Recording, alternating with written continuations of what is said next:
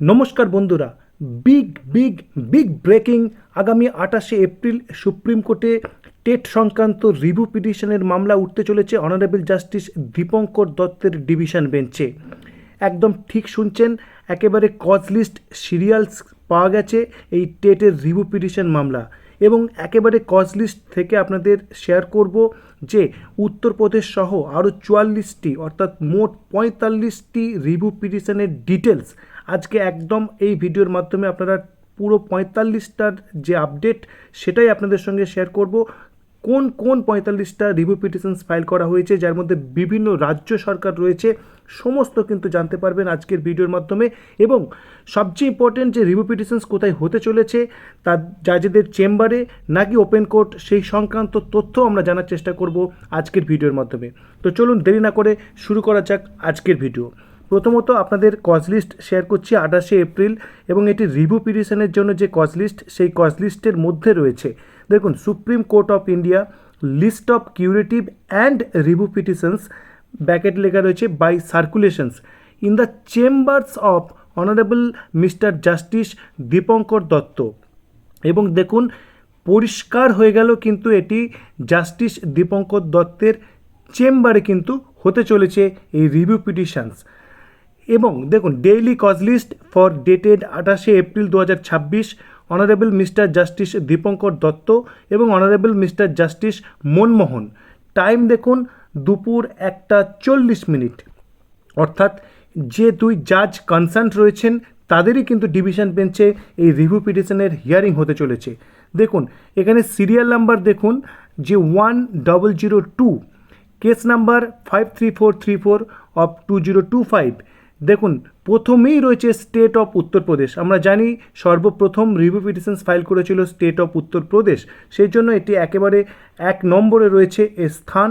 এবং দেখুন তার সঙ্গে যে সমস্ত আইএ ফাইল রয়েছে তার ডিটেলস রয়েছে, যার মধ্যে ওরাল হিয়ারিংয়ের বিষয়টিও কিন্তু মেনশন রয়েছে। সেকেন্ড যারা দেখুন সেখানে দেখাচ্ছে 10021, অর্থাৎ এর সঙ্গে কানেক্টেড 1 নম্বর যে রিভিউ পিটিশন সেটি দেখুন, সেটি হচ্ছে অল ইন্ডিয়া প্রাইমারি টিচার্স ফেডারেশনস। এবং 2 নম্বর দেখুন ঝাড়খণ্ড প্রাথমিক শিক্ষক সংঘ। 3 নম্বর দেখুন অল ইন্ডিয়া প্রাইমারি টিচার্স যে সংগঠন তারা, এবং তারাও কিন্তু ওরাল হিয়ারিংয়ের জন্য আবেদন করেছেন। 4 নম্বরে দেখুন উত্তরপ্রদেশ প্রাথমিক শিক্ষক সংঘ, এবং তারাও কিন্তু ওরাল হিয়ারিংয়ের জন্য অ্যাপ্লাই করেছেন।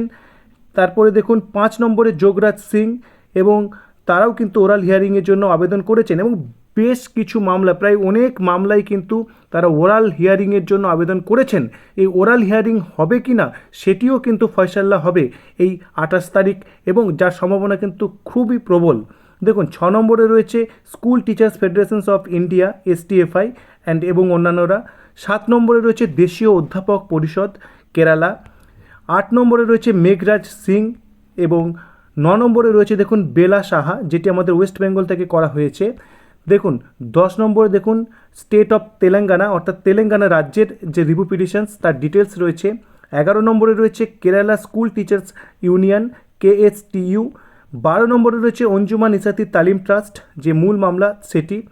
তারপরে দেখুন রয়েছে অন্ধ্রপ্রদেশ টিচার্স ফেডারেশনস AFTF। তারপরে রয়েছে 14 নম্বরে তেলেঙ্গানা রাষ্ট্র টিচার্স ফেডারেশনস। তারপরে দেখুন 15 নম্বরে রয়েছে মেঘালয় সর্বশিক্ষা অভিযান স্কুলস অ্যাসোসিয়েশন। 16 নম্বর কানেক্টেডে রয়েছে শৈবাল মণ্ডল এবং আদার্স। 17 নম্বরে রয়েছে স্টেট অফ উত্তরাখণ্ড। 18 নম্বরে রয়েছে নিহার বিশ্বাস। তারপরে দেখুন 19 নম্বরে রয়েছে বিধান কুমার মণ্ডল। 20 নম্বরে রয়েছে বঙ্গীয় প্রাথমিক শিক্ষক সমিতি BPTA। তারপরে 21 নম্বরে দেখুন West Bengal board of primary education, খুব ইম্পর্টেন্ট, ওয়েস্ট বেঙ্গলের বোর্ড অফ প্রাইমারি এডুকেশনও কিন্তু রিভিউ পিটিশনে অংশগ্রহণ করেছেন। তারপরে দেখুন 22 নম্বরে ওমেন টিচার্স অ্যাসোসিয়েশন। তারপরে 23 নম্বরে দেখুন নুরেন্নেসা খাতুন অ্যান্ড আদার্স। তারপরে দেখুন 24 নম্বরে স্টেট অফ ওয়েস্ট বেঙ্গল, আগে ছিল বোর্ড অফ প্রাইমারি এডুকেশন, তারপরে দেখুন স্টেট অফ ওয়েস্ট বেঙ্গলও কিন্তু রিভিউ পিটিশনে অংশগ্রহণ করেছে, আপনারা জানেন। তারপরে 25 নম্বরে দেখুন চিন্ময় ঘোষ, এটিও আমাদের ওয়েস্ট বেঙ্গল থেকে। তারপরে 26 নম্বরে দেখুন রমেশ তুকারাম বাঙ্কার এবং আদার্স। তারপরে 27 নম্বর দেখুন স্টেট অফ অন্ধ্রপ্রদেশ, যার ডিটেলস আমরা শেয়ার করেছি আপনাদের সঙ্গে। তারপরে 28 নম্বরে দেখুন স্টেট অফ কেরালা, আপনারা জানেন 2026-এর প্রথম রিভিউ পিটিশনস এরা ফাইল করেছিল। 29 নম্বরে রয়েছে সৌমিত্র পট্টনায়ক, এবং 30 নম্বরে দেখুন অমিত কুমার সিং। তারপরে দেখুন 31 নম্বরে দেখুন শ্যামলী হালদার, 32 নম্বরে দেখুন Karnataka state government employees associations, 33 নম্বরে দেখুন স্টেট অফ উড়িষ্যা রাজ্য হিসেবে কিন্তু রিভিউ পিটিশনে অংশগ্রহণ করেছে। 34 নম্বরে দেখুন দিল্লি অধ্যাপক পরিষদ, 35 নম্বরে স্টেট অফ মেঘালয়, 36 নম্বরে রয়েছে তামিলনাড়ু গ্র্যাজুয়েট টিচার্স ফেডারেশনস, তারপরে 37 নম্বরে রয়েছে বিশিষ্ট বিটিসি ওয়েলফেয়ার অ্যাসোসিয়েশনস উত্তরপ্রদেশ, 38 নম্বরে দেখুন ব্রজেশ কুমার দীক্ষিত অ্যান্ড আদার্স, 39 রয়েছে জ্যোতি সিং অ্যান্ড আদার্স এবং 40 নম্বরে রয়েছে সালাভে রবি কিরণ গণপত রাও, 41 নম্বরে রয়েছে রাজেশ কুমার মিনা, 42 নম্বরে রয়েছে আবদার সিং, 43 নম্বরে রয়েছে জগদীশ যাদব এবং 44 নম্বরে রয়েছে স্টেট অফ মধ্যপ্রদেশ। অর্থাৎ দেখুন এখানে উত্তরপ্রদেশ ছাড়া আরও 44টা রিভিউ পিটিশনের পুরো ডিটেলস কিন্তু আপনাদের সঙ্গে শেয়ার করলাম, যেগুলি কিন্তু একসঙ্গে একযোগে উঠতে চলেছে অনারেবল জাস্টিস দীপঙ্কর দত্তের ডিভিশন বেঞ্চে। তো আপাতত এই যে বিরাট বড় আপডেট সেটি আপনাদের সামনে শেয়ার করলাম এবং আশা করছি 28 তারিখেই এই টেট সংক্রান্ত মামলায় খুব গুরুত্বপূর্ণ এবং খুব পজিটিভ কিছু আপডেট আমরা পেতে চলেছি। তো আপাতত সেই পর্যন্ত আমাদের অপেক্ষা করতেই হবে এবং আপনাদের কাছে অনুরোধ ভিডিওটি বেশি বেশি করে শেয়ার করে দিন যাতে অনেকেই বিষয়টি সম্পর্কে অবগত হতে পারেন। ধন্যবাদ।